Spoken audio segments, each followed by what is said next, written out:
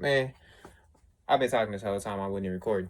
But nah, what I was saying though, this I'm just to record this. This kind of gonna be like my reaction to this video, just in case I might forget some stuff. Cause I was gonna call you after I watched it.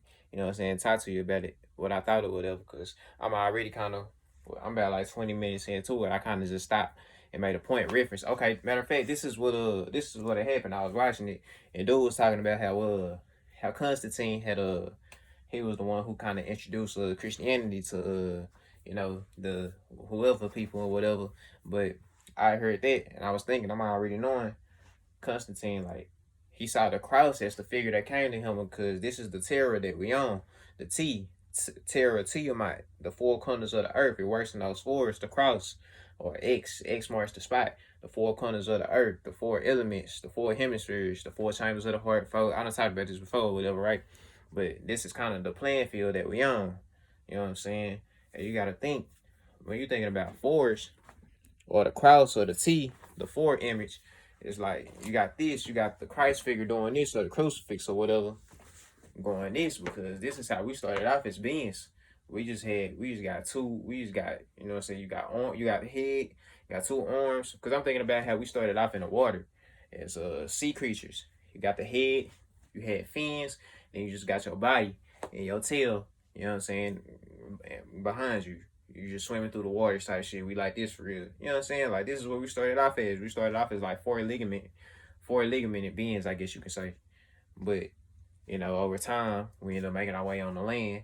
And, you had the beings coming up out of the waters. You had the sea lions and the seals and the walruses, things of this nature, right? They crawling.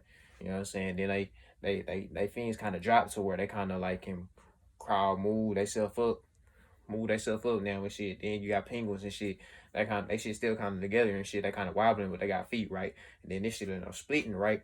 Till we got two leg ligaments now, to where it's like we five beings now. Arm, leg, arm, head. We five parted beings now. Six for the masculine. The sixth part being the phallus, right? The five is more so of the feminine. But I was getting off into that just to say, I mean, you can imagine that's why that image would have came to Constantine, because it's like, if you look at a star, usually stars are depicted as like, well, actually they depicted more as a five-pointed stars now. But that's an example right there, like how they kind of done transgress. But I don't know if that's the right word for that, but transformed or whatever. But a lot of times you look at them, they'll have just the four corners. There'll be one up here, one up here. I mean, over here, one down here, like the compass or something of that nature, right?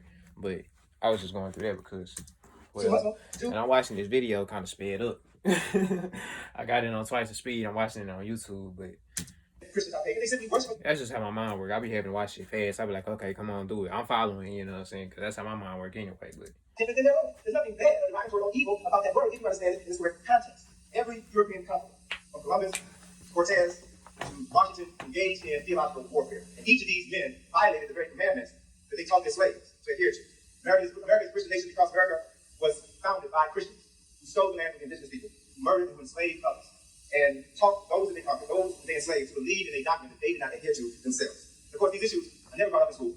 They're seldom brought up for discussion in church. It's something that we're just supposed to look the other way when it comes to. Act as if it didn't exist. And so it's important for us to begin to cultivate a different relationship with the Spirit, a different relationship with the Creator, if we are to change the quality of our lives here in this country or anywhere else on earth.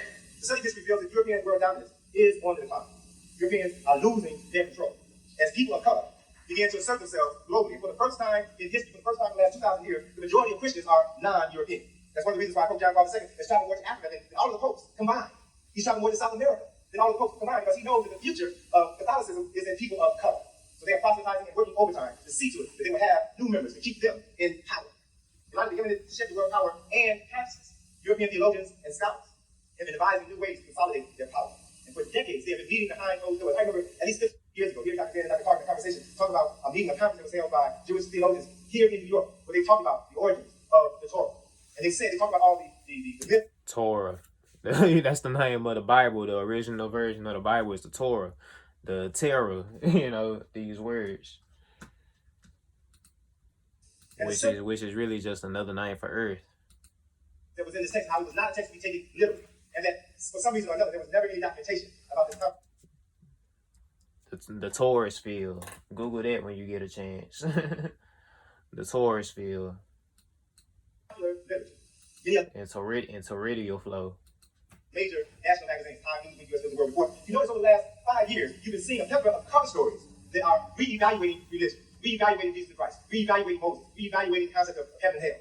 There's this conversation that's going on behind closed doors that is now slowly being introduced. And honestly, bro, I was thinking about this when he was saying this, but as far as like the what you call it, the spread of Christianity and monotheism, it just be to clean shit up for real. Cause the whole time he was saying that how it spread towards the pigmented people and the darker complected people. All I'm thinking about is a visual representation of cleaning them up, bro. Cause you know our people, we were known to worship many gods. We were polytheistic. We had many gods that we revered, and that's because they were all different aspects of nature, different aspects of hell, us as people, just how we are, how the world is, the seasons, all the rest of this shit, you know what I'm saying? It's different. It's kind of like different deities at this time. That's how it was perceived anyway, so that's how we personified it. But as far as like things like Christianity and monotheism, it was to really clean shit up. Because I can imagine, bro, once you like have certain so many replications and multiplications at the time, it's like shit just start getting messy at the end of the day. It's like you don't want to just get to the point where it's like, okay, you're just creating guide after guide to the point where you have a guide for, goddamn, you got a guide of plastic or some shit like that. These days and times like shit, because they didn't have plastic back then, right? But you know, if this was, you know what I'm saying, I'm just using that as an example. It's like you have a god of sand or some shit like that, like god of not just regular gravel, not just god of earth. It's like specific types of gravel type shit, like you got a god of sand type shit or something, just some shit like that, you know what I'm saying? So it's like at the end of the day, it's like it comes to a point that, because I'm saying that to say that's just the balance of life. As far as like how things work itself out, how the universe just naturally works itself out, how just like how our bodies work themselves out to delete illnesses, and when shit starts getting replicated and shit, like say you got certain bacteria, certain cells that's replicating that too advanced or too high of a rate, you know what I'm saying? It's gonna be certain shit that start killing that shit in your body, certain pathogens and antigens and shit that start going. You really be going to war. Our bodies really be going to war on some shit people don't even just really be paying attention to. Like, you know this shit because we have shit like headaches and stomach aches to begin with, or aches and pains. Like, you know what I'm saying? Like, your body's going to war. It cells in your body, motherfuckers is at war, nigga. It's like just like we at war down here, nigga. It's, man, you gotta understand. But we talking. It's people who be going through extreme pain and shit. People who be having like cancer and like all types of shit, like bad illnesses, bro. Who be experiencing extreme pain, bro. They be going through it, fool. You can imagine what's going on in their bodies, fam. But I'm saying that to say, it's like I say, it's all tied in, as above, so below, bro. Because same thing that be happening in here be going on out there for real. Just on just higher levels for real. Just I'm talking about stars be going to war and shit. It's just to the point they a little bit stronger and shit. That people don't even understand like this type of shit about astrology, bro. Cause like even though stars aren't necessarily crashing into each other, they so fucking big and they have such powerful influences that their auroric field is just like it's what's collaborating with each other. Like, you know how in Dragon Ball Z and shit, motherfucker like power up, and like the stronger they are, they usually have big ass aura fields. Like I done seen like fucking Goku and Vegeta and them do that shit. Like they'll power up, and like the more they power up, they can like increase they aura field. You know what I'm saying? That should be, it'll start at one level and that shit just get bigger. But this is how stars work. It's like they auroric field is so expansive. It's like that's what would be kind of bumping into each other, and it's like the actual star is like its nucleus and its bodies and shit, because it's how density levels the further you go in and shit. But these shits, yeah, these ain't gonna be what's collaborating and colliding and all that shit. That shit already happened years ago and shit, or at least, you know what I'm saying, more so than what it would now. But they shit is more expensive now, to where they got their own spaces and shit, but they can still kind of communicate with each other, just because there's so many levels and so many waves and shit that they, you know what I'm saying, it's still like that. But it's like this is what be actually giving off influences and shit, the mingling of those waves and the mingling of those waters and that shit, and the transferences and shit. You know what I'm saying? It's how they be going to war and shit for the most part now. But this is how astrology works for the most part, bro. Is what I really would like to get people to understand. This is how astrology works for the most part. That how certain planets will have certain influences on the earth that we on, and have certain stories that have certain influences over the earth that we on. You know what I'm saying? This is like esoteric weather. Just like we have weather here on earth, we got cosmological weather, and that shit affects, you know what I'm saying, the vibrational field and frequencies and all this type of shit going on with the earth, bro, with us as Why? well. What does that mean? It means that you are slowly being prepared for a bombshell that is going to be dropped in the very near future. And people are positioning themselves so that once this new information comes out, you can continue to look to them for continued leadership. I reference specifically an article that was published just this year, March this year in Harper's Magazine. The article was entitled False Testament, How Archaeology Refutes the Bible's Claim to History. It was written by Daniel Nazari, a Jewish writer, who cited the latest biblical archaeological research that refutes the Old Testament. Let me just share with you some of the highlights of this article because it's so profoundly significant. It's significant because of the fact that it hasn't been talked about in the general community, but others are beginning to talk about it more. Some of the points that he raised in this article is that Israelites, who are now thought to have been an indigenous culture that developed west of the Jordan River around 1200 BCE, and they did not originate in Mesopotamia as they claim. There is no archaeological evidence to support the fact they immigrated to that area called Palestine from elsewhere. Another important point, and this one hits right at the heart of the matter, that Abraham, Isaac, and Jacob, and other tribal founders depicted in the book of Genesis, this is his quote, the great quote, were no more real than the gods of Greece or Norse mythology.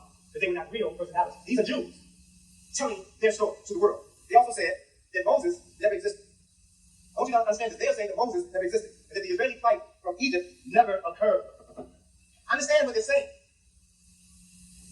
So it's saying, you can find it in Harper's Magazine, March 2000. Very interesting story.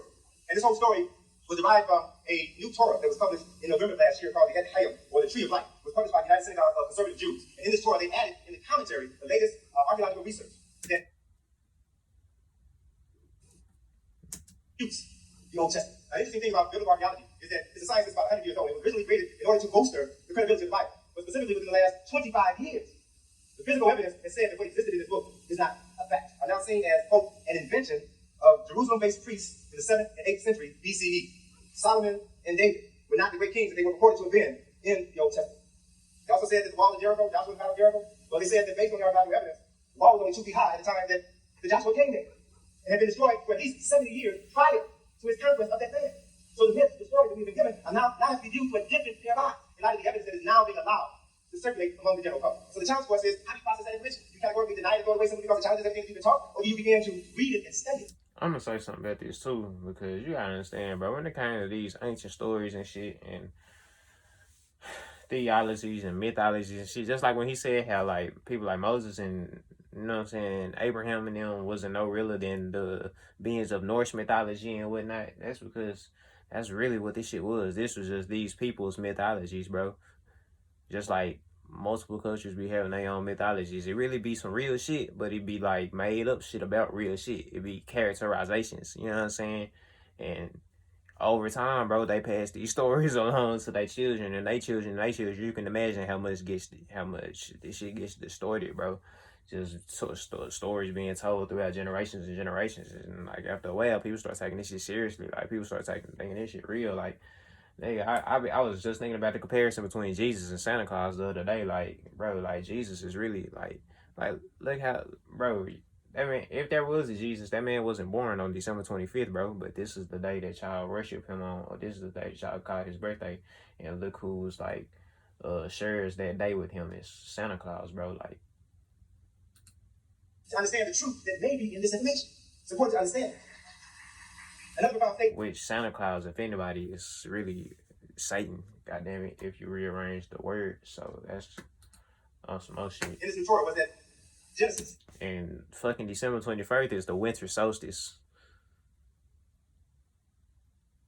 That's the day of the winter solstice. That's the day that the sun dies, type shit. The day that the sun goes into winter.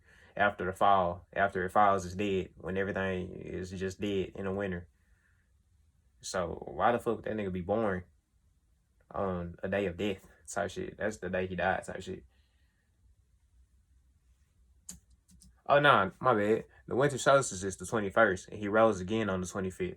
My bad. But, you know, that's the story of the sun or whatnot. But was, again, quoting from them, an artificial construct. It was a narrative framework created long after the fact in order to link together a series of unconnected folktales like pearls on a string. In other words, they made it up. And so, understand the domino effect we're dealing with. If Genesis was a fabrication, which they say it was, then it means that God didn't create the world in 7 days, or their God did not create the world in 7 days. It meant that their God did not create Adam and Eve, and they were never expelled from Eden, which means then that there was no original sin and there was no reason for anybody to come back. The whole 7 day theory, shout out to Machiavelli.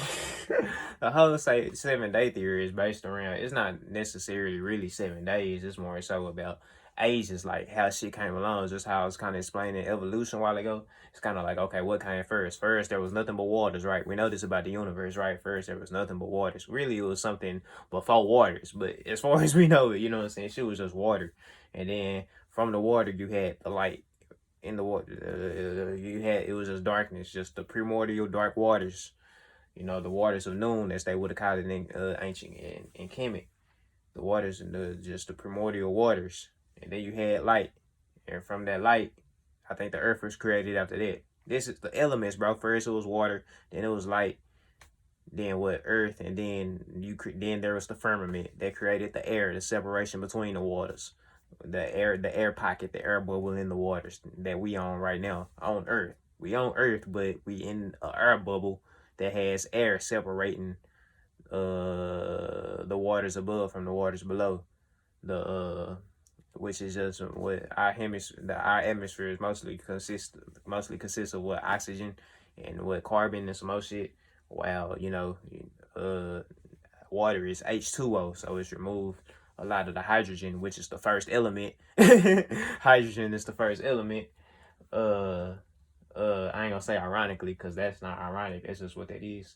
But that's it's kind of like that's showing you right there. The waters was first, and then I think what was created after the animals. It's just telling you the ages of how we how we came into existence for the most part. Then well, I think the plants was first. I think the trees and whatnot, then the animals, then humans. Type of sins that you never committed in the first place. Oh, don't forget the stars though. I forgot. I almost forgot the stars. How I forget that. As religion, I think that came after the light. We're hearing more and more talk about spirituality. We're hearing more and more talk about different ways to know. Oh no, that came with the firmament. I think that was in the same. Indigenous people in the Pacific Islands, South America, and how they relate to the Creator. And so it's important for us to take all of this information and look at it and evaluate it from an African-centered context. If we do that, then at least we'll be starting off on the right foot. From having to look at this information from an African-centered context means we have to first accept the fact that humanity began first in Africa. Matter of fact, there was an article published just this last Tuesday that stated that archaeologists have found what they believe to be the oldest skeletal, human skull, 7 million years old in Chad in Central Africa. So as they do more archaeological research, what they're beginning to realize is they don't know how long humans have been on this planet. But the greatest evidence for the existence of humanity can only be found in Africa. So Africa is a place where everything began. So we have to begin to see Africa through different eyes. Whatever the fuck Africa was at that time, whatever region that was when shit was just a big ass landmass that they call Pangea now, right? That's just assuming. I don't know when humans actually got here or what we. That's the thing. Like, what the fuck is a human? Like, when I'm talking, like, when they be finding these skulls and these old ass skulls, bro. A lot of these don't be what would have been considered humans. They was like Neanderthals and fucking upright men and all that type of shit. You know what I'm saying? Like, these weren't even necessarily like Homo sapiens, what would have been considered like Homo sapiens as we know us today type shit. You know what I'm saying? So it's like, what is we talking about for real? It's like, yo, is we talking about the first species? Then, I mean. That shit is complicated, bro. I don't like getting off into that shit. Cause I feel this. I feel real go off into, okay, yo, when shit got real, when shit crashed down here in the Middle East, over there in the Middle East, in the Mesopotamian waters, and you know what I'm saying, what would be known as like northern Africa today and whatnot. We also have to acknowledge the fact that Africa is the birthplace of civilization. And what shook shit up for real when we saw our first like real jump type shit. Now about the origin of civilization. As land creatures anyway, because when we was water beings in Atlantis, like, and that was like the first. The Atlanteans was like the first like advanced beings down here who was just like beings of intelligence for real. Well, I ain't even gonna say it first because you had Lemuria as well. These civilizations, but as far as like land animals and land creatures and shit, like, nigga, we was dumb. We was cavemen and shit. Then, I mean, if you read the Emerald tablets, You see when Thoth talk about that, when he, after the flood of Atlantis, how when he landed, when he came down to those land, that the land of Kim, what became known as the land of Kim or Kemet, over there in that area. And well, I ain't gonna put no names on it, but you know, that area, the people that was there, them niggas was like cavemen. Like, them niggas wasn't civilized. Like, he was the one who gave them their knowledge and gave them that, you know what I'm saying, that pre-existing knowledge from Atlantis and whatnot. But you know, first organized first organized method of relating to a force more powerful than you, an unseen force. There were literally thousands of texts that were written by our ancestors thousands of years ago. They talked about ways of cultivating a relationship with this force so that you could empower yourself. Because they knew something that we forgot. You know, what's interesting, let me just share this with you. I've been traveling to Canada for 22 years. And I've probably been there maybe about 35, 36 times. You know, the first couple times you go, you're very excited about being there. $3 back there, we were here, we go this, we did that. But after you get past all of that and realize that the Arabs control this land, we ain't never get it back. We ain't never get it back. Right? But there's a lot there that we can study, that we can examine. And once I began to accept that reality and began to take my time walking through the temples, looking at the copies, and imagining the architectural images we went into creating, the engineering skills we went into designing. Artists and past persons were responsible for building these temples that have stood for thousands and thousands of years. And I began to see this place, or try to see this place through the eyes of the people who created it when it was brand new.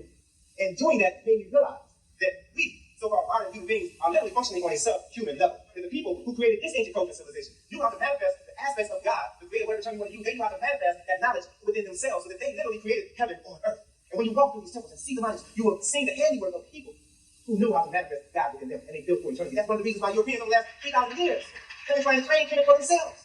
Because it is there where you can find the record of what men and women did when they were more closely connected to the creative force than you could ever imagine. And that's a model for us to aspire to recreate in our minds, in our hearts, and in our lives today. Meditation wasn't just a form of communication. Meditation, God's words or God's writing, was a geographic form of communication which used symbols to represent ideas, as opposed to letters, which mean nothing until they're strung together in a series that they form words. And words in a series form sentences. Sentences form concepts and ideas. And each component of meditation was a symbol, was a complete thought, and a spiritual force in and of itself. It is a different way of connecting with a source of power. Which is one of the reasons why when they wrote the language, they didn't write it in vowels. They never wrote the vowels. Why? Because vowels, A-E-I-O-U, vibrate at a rate 600 times faster than consonants. Vowels, when properly placed in between consonants, give power to those words and are able to bring into manifestation from the spiritual realm whatever it is you focus your energy on creating. This concept was so powerful that they did not insert the vowels, because not just anybody. We talking about vowels, A-E-I-O-U. Sometimes why? These are like the nucleus of those stars. These would be like the nucleus, where the rest of the consonants, those would be like the outer level type shit. But the main ones is like the ones that string and shit together. That's why every word for the most part has at least one vowel. These are the ones that's like, you know, this is like the nucleus that's like stringing that everything else derives from and strings together like that. You know, with consonants. And this power, this force, this knowledge, you have to be trained. You have to go through that educational process and endure it for over 40 years before you were qualified to begin to speak, to write, to use words, to bring creation into the physical form. So if you look at others who have copied from us, who have stolen from us, they tried as best they could to emulate some of these same principles, concepts, and ideas. So when you look at the Hebrew alphabet, which was derived from Meta-Neter, you notice that Hebrew, like Meta-Neter, does not have vowels, only consonants. And if you read a Torah and read the commentary of the words, each character has a profound meaning. And when you string these characters together to form words, you are writing on a symbolic level, a level that is, you're writing and you're communicating with a spiritual force that the average person knows nothing about. This knowledge, this power was derived from Kemet. But unfortunately, or fortunately, depending on how you want to look at it, these people who created the Hebrew alphabet didn't have all the tools, didn't have all the keys. They had enough to overpower those who had nothing, but they had nothing in comparison to the true source of their knowledge and information. They got that shit watered down as fuck, bro. It's like they externalized everything. They didn't know how to exactly internalize that shit because it didn't come from them. That shit was stolen. Stolen, borrowed, I don't give a damn what you want to call it. Learn from them, whatever, bro. It was external. Like, they didn't know it for itself. You know, that's just what they saw when they studied or whatnot. They looked at it and learned, and you know what I'm saying, this type of shit. But it's like that shit didn't come from within them, so they didn't truly internalize it to understand it. That shit was externalized as fuck. That's how they end up worshiping external beings and shit for real. Like, they didn't even understand self to the point, or if they did, you know, someone probably did, but they passed it down to the point where, you know, the descendants wouldn't, so they could control them or whatnot. Obviously, the word in your immediate environment. It is from the word nature, which means principle or aspect. But for the most part, they didn't get it like that. Not like the Egyptians did, and they did in Kemet or whatnot. They weren't building no pyramids and shit like this, you know what I'm saying? Like, they ain't have it like that. They wasn't just in tune with nature and shit. They wasn't working. They learned how to build machines and shit to do this shit. That's what I'm gonna say. They probably, cause I can't even say they did, cause they got the blueprint for the most part. They end up, look at where we at today. They got machines and shit that know how to do this shit. They done found their way. They done found that the ways to do certain shit. Goddamn it. From the word nature, we have derived the word nature. So when looking at the creative The word creation, that controls the using them weather as a and modality shit. for writing, thinking, and speaking, you can begin to tap into this creative power and bring things into manifestation as well. But you had to understand the power in the words. You have to go through a process to be trained. And that's the thing, like, we used to work with nature. We used to work in harmony with nature. We used to, like, it was a symbiotic relationship with nature. It's like we wasn't forcing nature to do certain shit. We was like, and back in Africa, we was doing rain dances and whatnot. You know what I'm saying? We was paying homage for the most part. Like, we was thankful. Like, we did our rain dances and whatnot. You know what I'm saying? Made it rain when, you know what I'm saying, it was time to try to bring some, maybe some rain, some water to the heart, to the crops or whatever, for whatever purposes. You know what I'm saying? Festivities or whatever, you know what I'm saying? Or it's just like I say, just maybe paying homage and the rain will come, you know what I'm saying? But like I say, because we in tune with the Taurus field like that. So it's like you have control over these elements or whatnot in the weather and whatnot. But then it's like we got to the point. I ain't gonna say we because you know I ain't claiming that shit. But shit, I'm kind of a part of it now, so I guess I will say we, yeah, because I am a part of this shit. I'm here now and I'm doing this shit now, so yeah, I ain't even gonna lie. Got to the point to where it's like we started taking advantage of nature. We started taking advantage of Mother Earth. Like it's just like somebody. It's like a mother opening her arms to you. You know what I'm saying? Like this is my body for it's turned into our home for real. And it's like I say, we was working in accordance with it at first. We was working.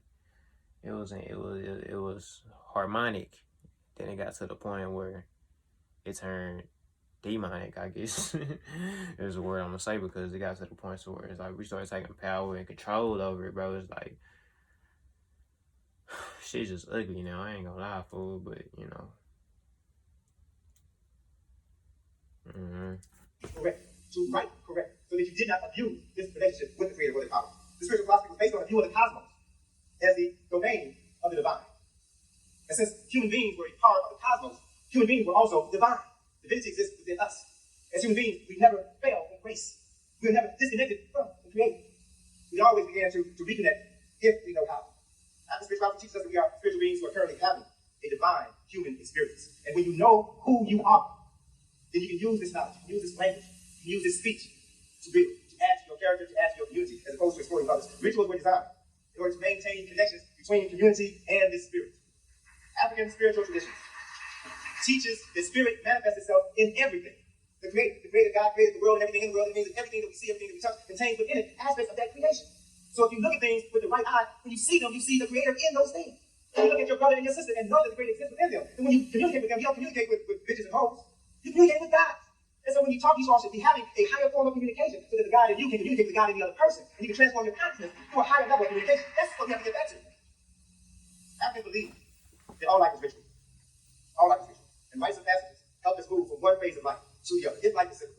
As you move through this circle, you move from one phase of physical development, one phase of mental development, one phase of spiritual development, into another, into another, into another. And each phase of development requires that you learn, that you master new information, that you prove yourself to be proficient in the utilization of this information before you can move to the next level. It's all designed to raise your consciousness so that you can give back to those within your community.